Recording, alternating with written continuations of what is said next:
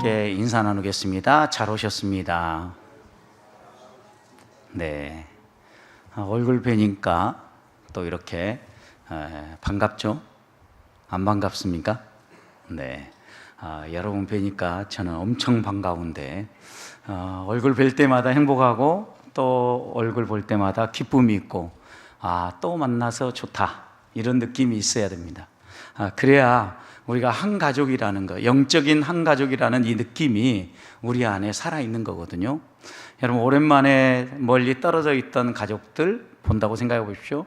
일주일에 한 번 만난다, 일주일에 두 번 만난다 이렇게 생각해 보십시오. 만날 때 어떻습니까? 기대가 됩니다. 기쁨이 있습니다. 교회 안에 성도들도 만날 때 이런 기대와 이런 기쁨을 가지고 만나야 만날 때 뭐가 나올까요? 축복이 나옵니다. 그래야 기대하고 만나야 정말 행복하다 한마디라도 더 축복해 주고 싶은 마음이 생기는 겁니다. 생각해 보십시오. 예수님이 제자 공동체를 만들어서 이들로 하여금 초대교회부터 오늘까지 오도록 힘을 심어줄 때 어떻게 힘을 심어줬겠습니까? 다른 데 있지 않았습니다. 제자 공동체의 핵심을 하나로 뽑으라고 하면 사랑이었어요. 그래서 너희가 서로 사랑하면 모든 사람이 너희를 보면서 내 제자인 줄 알리라 이렇게 말씀하셨잖아요. 그러니까 제자들의 공동체의 핵심 개념을 하나 딱 뽑아 올려라 그러면 그것은 사랑이었어요. 그 사랑이 어떻게 표현되겠습니까? 서로 보고 싶고 만나고 싶고, 그 다음에 맛있는 거 있으면 생각나는 사람, 같이 먹고 싶은 사람, 나누고 싶은 사람, 이런 사람인 거죠. 여러분, 이런 초대교회 공동체가 편안하고 신앙생활 할 만하고 환경이 밑받침되어 줬기 때문에 이렇게 신앙생활 한 게 아닙니다.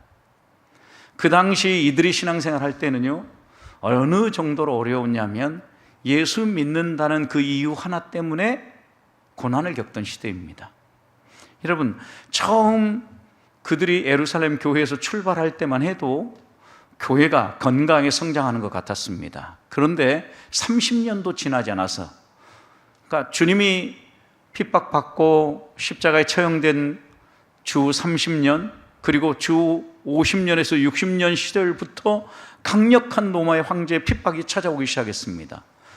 이들은 이런 핍박 속에서도 서로의 사랑을 지키고 공동체를 지켰다라는 겁니다. 여러분, 이제 예수 믿는 신앙에 대해서 편안하게 생각할 때는 너무 그냥 잘 믿는 것, 그리고 하나님께서 은혜를 베풀어 주시고 초대교회 공동체에 성령의 기름을 부어 주셨으니까 그들이 얼마든지 편안하게 이렇게 달려왔을 것이다 라고 생각을 하는데, 초대교회 시대로 들어가가지고 초대교회 성도들의 삶을 이렇게 딱 펼쳐놓고 보면 결코 그렇지 않습니다. 지금은 어떻게 생각해 보면 신앙생활하기 너무 좋은 환경이라고 하면 초대교회 시절에는요, 예수 믿는다는 것을 드러낼 수 없는 시절입니다. 그걸 드러내면 처형당하고 또 포로로 잡혀가면 반드시 묻는 게 하나 있는 게, 너는 황제를 숭배하냐 예수님을 숭배하느냐, 이걸 물었던 거죠. 너의 주는 황제냐 아니면 예수님이냐 라고 물었던 겁니다. 그래서 예수 그리스도를 믿는 사람, 예수 그리스도를 주로 고백하는 사람들은 전부 형장의 예술로 사라지는 시절 아니었습니까? 그래서 초대교회 성도들은 선택을 해야 됐습니다. 예수님을 믿을 것인가 아니면 이 세상을 살아갈 것인가. 여러분, 이 세상에서 그들이 여러 가지 사회적 안전장치를 포기했어요. 사회가 그들을 지켜준 게 아니라 그들이 황제를 숭배해야 한다고 고백해야만 사회가 그들을 지켜준 거죠. 국가가 그들의 힘이 되어준 거예요. 그러나 예수 믿는다고 하면 국가도 그들의 힘이 되지 않고 사회도 그들을 지켜주지 않은 겁니다. 오늘날로 비교하면 어떻게 표현해 볼 수 있을까 한번 생각해 봤어요. 100세 시대입니다. 우리에게 이렇게 질문한다고 생각해 봅시다. 연금을 얼마나 받으신지 모르겠는데 너 연금 받을래 아니면 예수 믿을래? 뭘 선택하겠습니까? 연금을 포기하고 예수 믿겠다고 하겠는데, 그러니까 우리의 어떻게 보면 100세 시대 노년의 모든 문제가 연금에 걸려 있다라고 판단한다면 그 연금을 포기할 마음이 있느냐, 예수 믿고, 이걸 질문한 거거든요. 너 황제를 숭배할래? 예수를 숭배할래? 이 질문에 이들은 기꺼이 예수님을 선택했어요. 그러니까 그들은 어떻게 했습니까? 삶의 자리도 내어준 거예요. 그들이 선택한 생활 공간이 어디입니까? 지하 깊숙한 곳이었어요. 동굴 속이었어요. 카타콤입니다. 여러분, 이런 선택을 했던 초대교회 성도들의 간절한 갈망이 무엇이었습니까?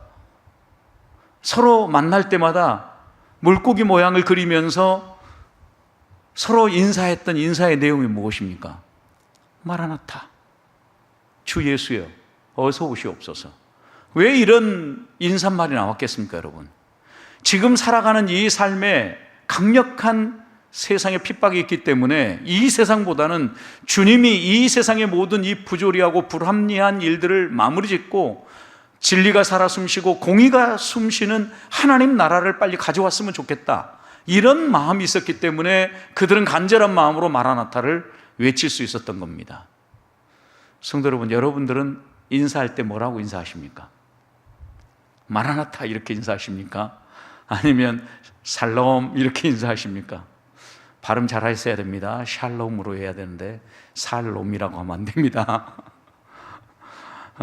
우리가 이 샬롬을 노래하고 인사하는 것은요, 우리가 살아가는 이 세상이 그만큼 자고 일어나면 막 대형 사고들이 뻥뻥 터지는 겁니다. 그러니까 평강을 추구하는 시대가 된 거죠. 여러분, 그만큼 이제 우리 사회가 위험하고 또 어느 날 갑자기 간밤에 막 비가 쏟아지더니 그냥 난리, 모든 일들이 벌어지는 거죠. 저희도 정말 이제 공사 잘 됐다, 비 한 방울도 안 새긴다 그랬더니 그날 그렇게 딱 통하고 난 오후부터 한강이 되어 있어요. 북라운지 쪽에. 그래서 왜 그런가 봤더니 위에서 물이 뚝뚝뚝 떨어져 가지고 바닥까지 다 배어와 가지고 한강이 돼 있던데, 받쳐놓고 한번 닦고 나니까 그 다음에 이제 또 안 나오더라고요. 그래서 버틸만 하구나 이렇게 이제 생각했거든요. 여러분, 그러니까 이게 지금 우리의 생각하고 다르게 모든 일들이 펼쳐지는 이 세상의 모든 환경들을 보면서 우리는 평강을 노래합니다. 그런데 여러분, 샬롬보다 더 우리의 마음 가운데 기대하고 갈망해야 될 것이 있다고 하면 주님의 다시 오심입니다. 주님이 이 땅에 우리의 모든 삶, 악의 세력을 정리하고 참된 평화와 하나님 나라를 이 땅 가운데 세워주시는 그 재림을 간절히 기다리고 사모해야 된다는 겁니다. 천국이 여러분이 생각하기에 갈만한 곳이라고 생각하십니까? 이 세상과 비교할 때 더 좋은 곳이라고 생각하십니까? 그냥 이론이 아니라 실제로 막 천국 가고 싶어서 막 마음에 갈망이 되냐라는 거죠. 저는 우리 교회 초기 성도님들 가운데 신방 가면, 목사님 저 빨리 천국 가고 싶어요, 천국 가도록 기도해 주세요 라고 예배할 때마다 이야기하셨던 믿음의 선배들이 있었습니다. 그들은 이 땅에서의 삶보다 하나님 나라에서의 삶이 훨씬 더 행복하다고 꿈꿨기 때문에 목사님 저 빨리 천국 가고 싶어요 라고 외쳤던 거예요. 우리에게도 이런 마음이 있느냐라는 거죠. 우리는 아직 할 일이 남아있다라는 이유를 제시합니다. 그리고 나는 지금 가기에는 아깝다라고 생각합니다. 누구 마음대로요? 내 마음대로. 하나님의 뜻과는 상관없이 우리는 이렇게 생각을 합니다. 내가 만약 지금 당장 하나님 나라 가고 싶다고 해도 내 뜻대로 안 되는 일이지 않습니까? 하나님의 오라기가 가는 거잖아요. 여러분, 우리의 마음 가운데 하나님의 나라, 이 천국에 대한 소망과 갈망이 막 꿈꿔져야 되고 막 커져야 되는데 그렇지 않다라는 거죠. 오늘 말씀을 보십시오. 천국을 비유하는데 1절, 그때 천국은 마치 등을 들고 신랑을 맞으러 나간 열처녀와 같더라.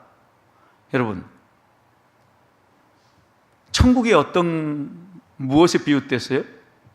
신랑을 맞으러 나간 신부에 비유되어졌어요. 얼마나 기다렸겠느냐, 이 날을.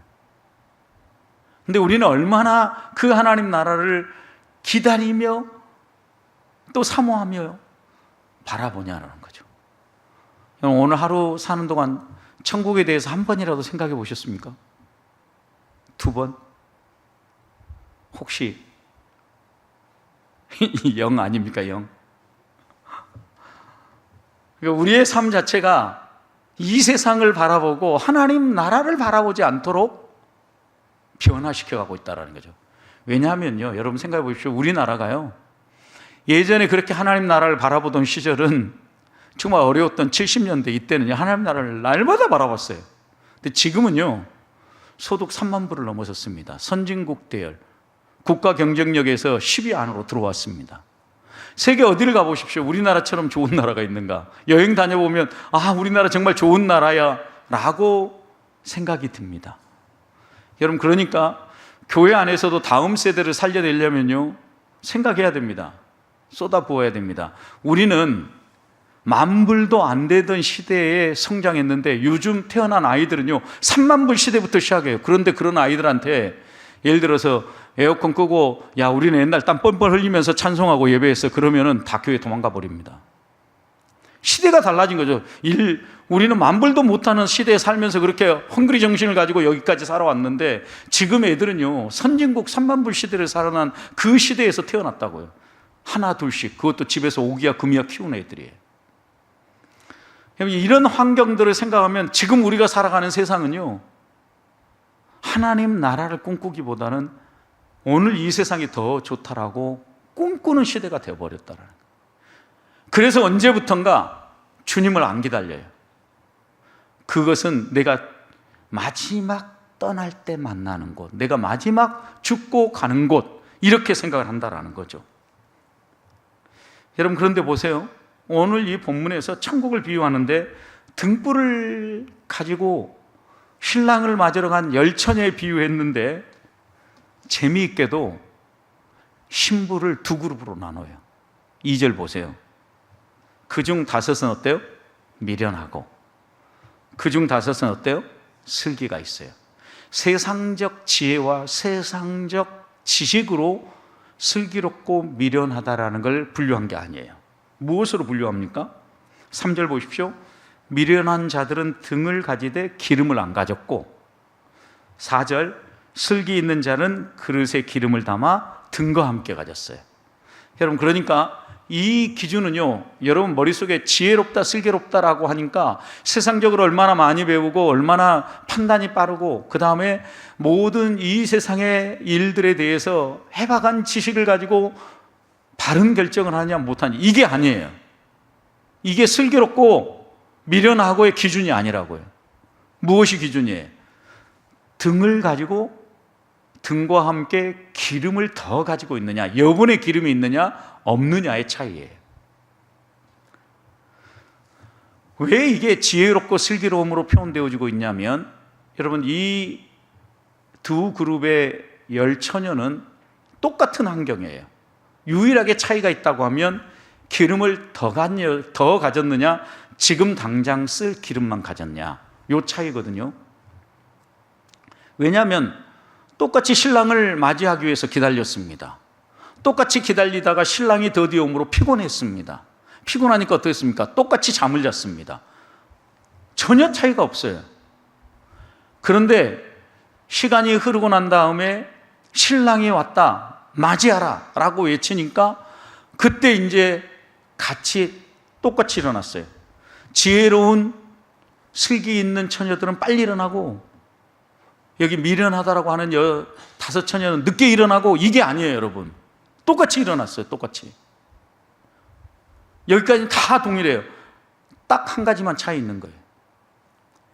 등불을 가졌는데 여분의 기름이 있느냐 없느냐의 차이예요. 여러분, 그런데 이 슬기로운 5처녀는요, 신랑이 더디 올 때 거의 기름이 다 소진돼 가고 있다는 걸 알았기 때문에 기름을 빌리려고 하는 5처녀에게 빌려줄 수 없다, 우리도 모자랄 수 있으니까 차라리 기름 파는 사람에게 가서 사라 라고 이야기를 합니다. 그래서 이 기름, 여분의 기름을 준비하지 못한 5처녀는 어떻게 합니까? 기름 사러 갑니다.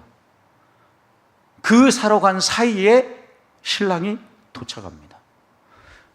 여러분, 이것은 이제 중동의 결혼식 문화를 이해해야만 본문이 확 들어옵니다.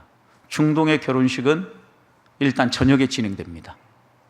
해가 떨어지면서부터 결혼식이 진행됩니다. 신랑이 신부 집으로 옵니다. 이런 환경들 여러분 기억하셔야 돼요. 그리고 밤새 잔치가 진행됩니다. 지금 이런 상황이 펼쳐지는데 신랑이 생각보다 늦게 오니까 기다렸던 신부들이 다 피곤해서 잠을 자게 되었다는 것은 아주 자연스러운 거예요. 기름이 부족해서 기름을 사러 간 사이에 신랑이 도착하고 나니까 잔치가 시작됩니다. 잔치가 시작되니까 어떻게 됩니까? 연회장 문이 닫혀버렸습니다. 그리고 기름을 사가지고 다시 돌아온 5 처녀가 문을 두드리면서 열어달라고 하자 No! 오늘 잔치에 들어올 사람은 끝났다 라고 분명히 이야기한 거예요. 그러면서 13절 이렇게 딱 한마디로 교훈했어요. 그런즉 어떻게 해라? 깨어 있어라. 깨어 있어라. 여러분, 여분의 기름을 준비한 것과 준비하지 않은 것을 깨어 있음에 비유했단 말이에요. 오늘 말씀의 이제 해석과 우리의 삶의 적용이 여기서부터 이제 흘러나옵니다. 왜 깨어 있어야 되느냐? 그날과 그때를 알지 못한다. 여러분, 우리가 이 세상에서 살아가는 이 삶 가운데 우리 주님이 언제 오실지, 우리 주님이 언제 우리를 불러가실지 아무도 모른다라는 거죠. 그러니까 깨어 있으라는 거죠. 그래서 여기서 첫 번째는 주님 오실 날을 우리는 예측할 수 없다라는 거죠. 그 예측할 수 없기 때문에 언제 오든지 맞이할 수 있도록 깨어 있어야 된다라는 부분이에요. 여러분, 그러면 깨어 있는 교회는 어떤 교회냐라는 거죠. 깨어 있는다. 성경에서 깨어 있는다라고 얘기할 때 어떻게 깨어 있으라고 얘기합니까? 잠자지 말라는 이야기입니까? 아니죠. 성경에서 깨어 있으라는 의미는 반복적으로 강조하는 것은 말씀과 기도로 깨어 있으라 이렇게 얘기하거든요. 근데 말씀으로 깨어 있는 것은 하나님의 말씀을 따라서 우리가 어떻게 살아야 될 건가를 알고 이 세상을 살아가는 걸 말씀으로 깨어 있다라는 것이고, 기도로 깨어 있는다라는 것은 하나님 앞에서 기도 생활을 쉬지 않고 유지해 가라는 거예요. 여러분, 그래서 주님을 맞이할 교회는요, 기도가 살아있는 교회예요.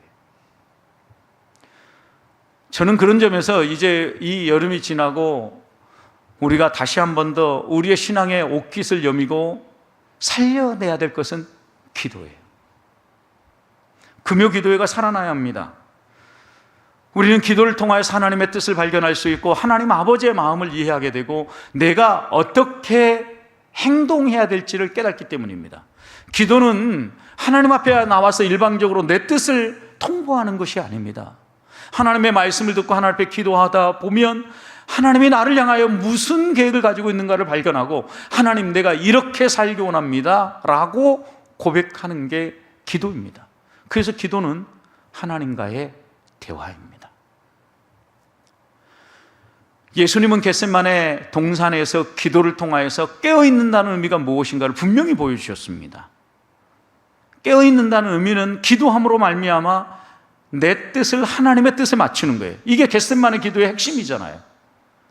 내 뜻대로 마옵시고 아버지의 뜻대로 하십시오 라고 얘기했어요. 여러분, 이 결론이 나올 때까지 어떻게 해야 됩니까? 기도해야 됩니다. 그런데 제자들은 어떻게 했습니까? 잠을 잤습니다. 여러분, 그런데 제자들이 잠을 잔 이유가 무엇입니까? 피곤했기 때문입니다. 예수님도 그들이 피곤하다는 걸 알았어요. 마가복음 14장 38절 말씀을 보면 이렇게 얘기합니다. 시험에 들지 않도록 깨어있어 기도하라.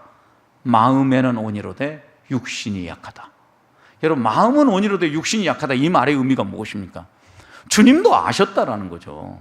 마음은 기도하고 싶은 마음이 있었어요.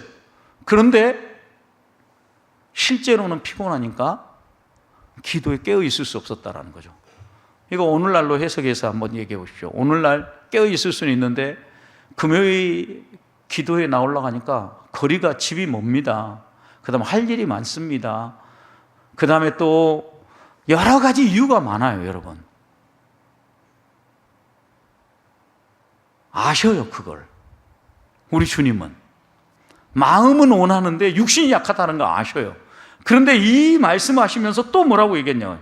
시험에 들지 않도록 깨어 기도하라 그랬어요. 너희 형편과 사정 모르는 거 아니다. 그러나 그럼에도 불구하고 깨어 기도해라. 여러분, 그렇게 깨어 기도 못한 제자들의 예수님의 십자가 앞에서 보여준 행동이 무엇입니까? 뿔뿔이 흩어짐, 예수님 모른다고 부인함, 도망감. 깨어있지 않으면 결론은 이렇게 나게 되어 있다는 것을 성경은 분명하게 우리에게 말씀하고 있는 겁니다. 저는 이 여름이 지나가면서 다시 한 번 더 우리가 살려내야 될 것이 있다고 하면 깨어있음입니다. 깨어있는 것은 말씀과 기도로 깨어있는 겁니다. 우리가 말씀을 가까이 하고 기도하기에 여러 가지 육신적 제약을 가지고 있다는 것을 주님은 아십니다. 아시는 주님이 우리에게 이렇게 말씀합니다. 그래도 깨어 기도해라.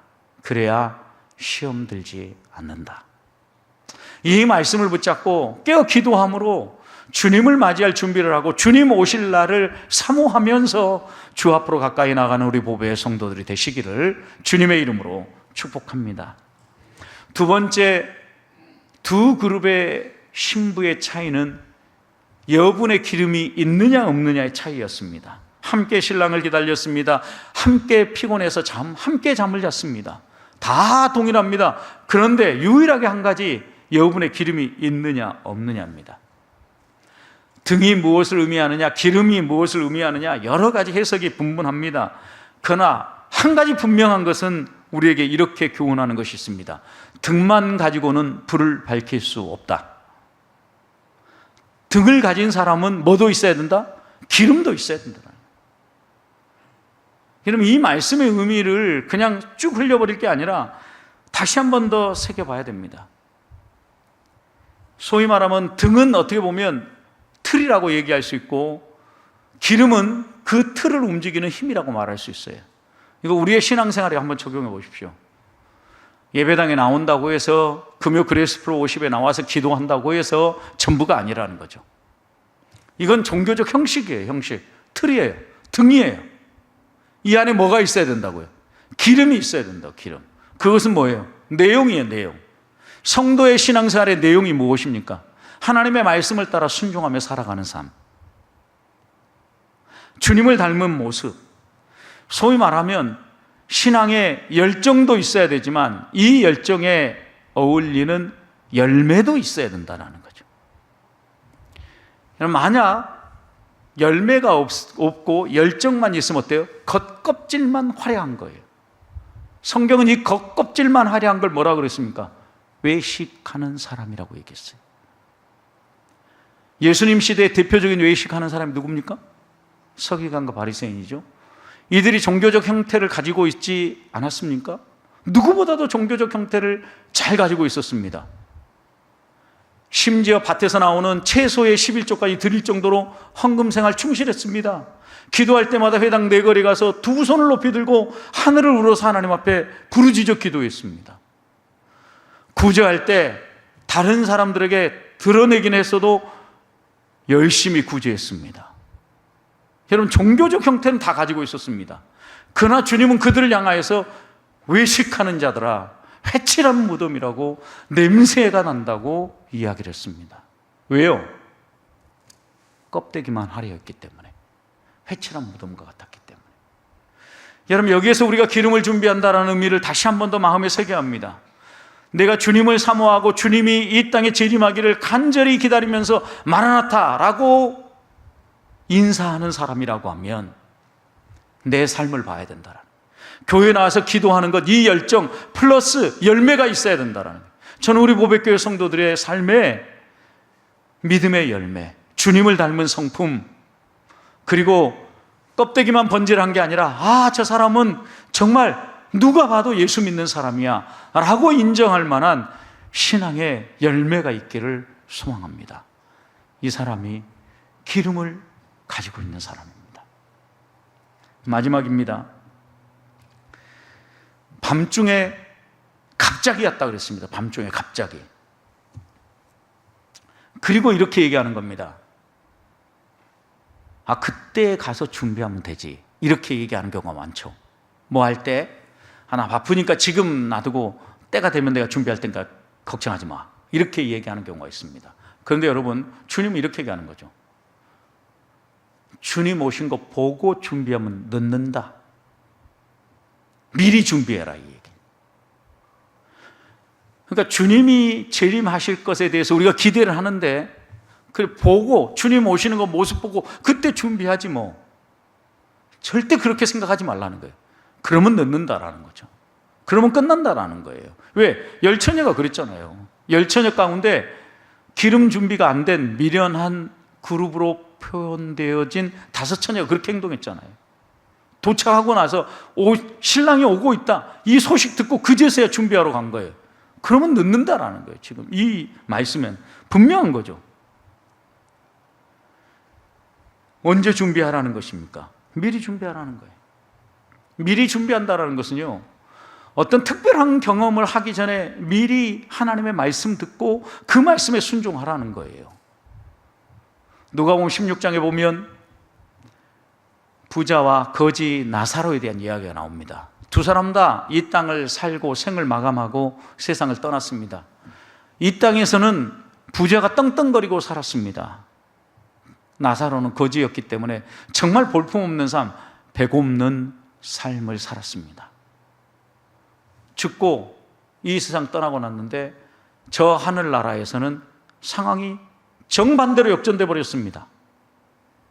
부자는 지옥에 갔습니다. 거지 나사로는 천국에 갔습니다. 그 상황을 보니 부자 마음이 얼마나 아팠었겠습니까? 그래서 이 아픔을 적어도 나에게서 끊어내고 내 다음 때에서는 이런 아픔이 반복 안 되었으면 좋겠다라고 생각한 겁니다. 그래서 뭐라고 그랬느냐? 누가복음 16장 28절 보면 이렇게 얘기했습니다. 내 형제 5이 있으니 그들에게 증언하게 하여 그들로 이 고통받는 곳에 오지 않게 해주십시오. 그랬어요.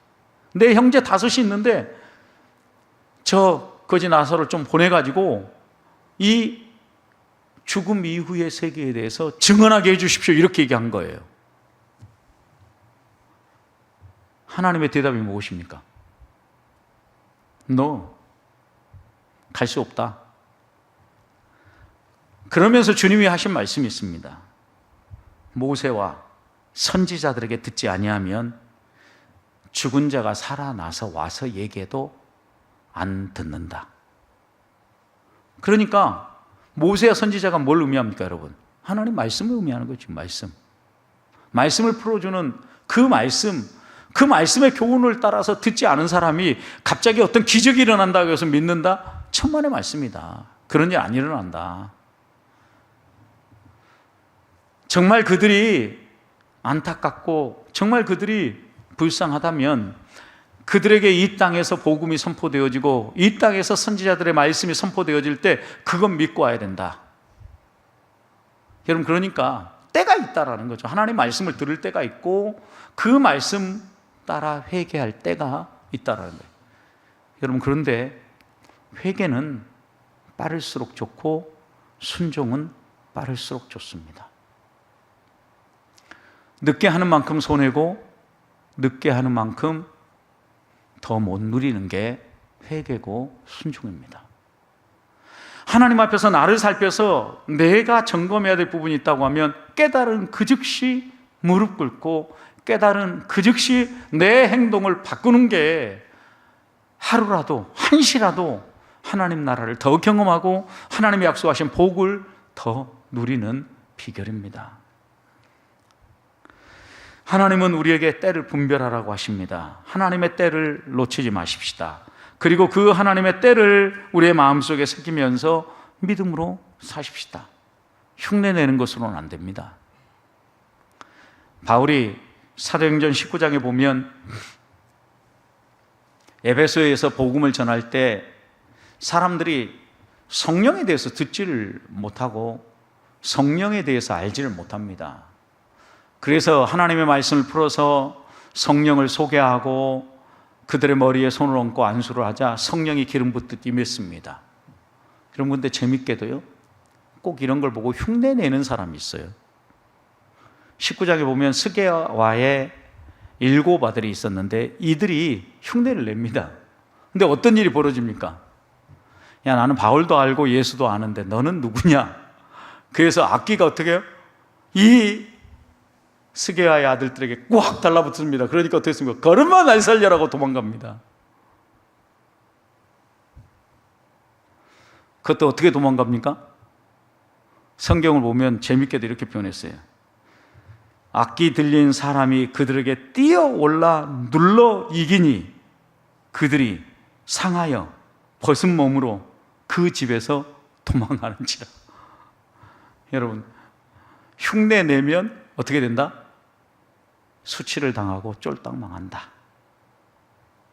신앙은 흉내 내는 게 아니라는 거죠. 그러니까 하나님 앞에 내 진심을 토하고 하나님 앞에 내 마음을 토하고 기도하는 거예요. 하나님과 나와의 승부에. 흉내는 용납되지 않아요. 남이 이러니까 천만의 말씀. 하나님은 나와 만나기를 원하셔요. 오늘 이 밤에 내 마음을 열고 하나님 앞에 오늘 이 시간이, 오늘 이 자리가 주님을 만나는 자리고 주님을 경험하는 자리고 주님의 재림을 사모하는 자리입니다. 주님, 내가 이 신앙으로 나의 남은 생을 살게 해주십시오 라고 기도하며 주 앞으로 가까이 나아가는 우리 보배의 성도들이 되시기를 주님의 이름으로 축복합니다.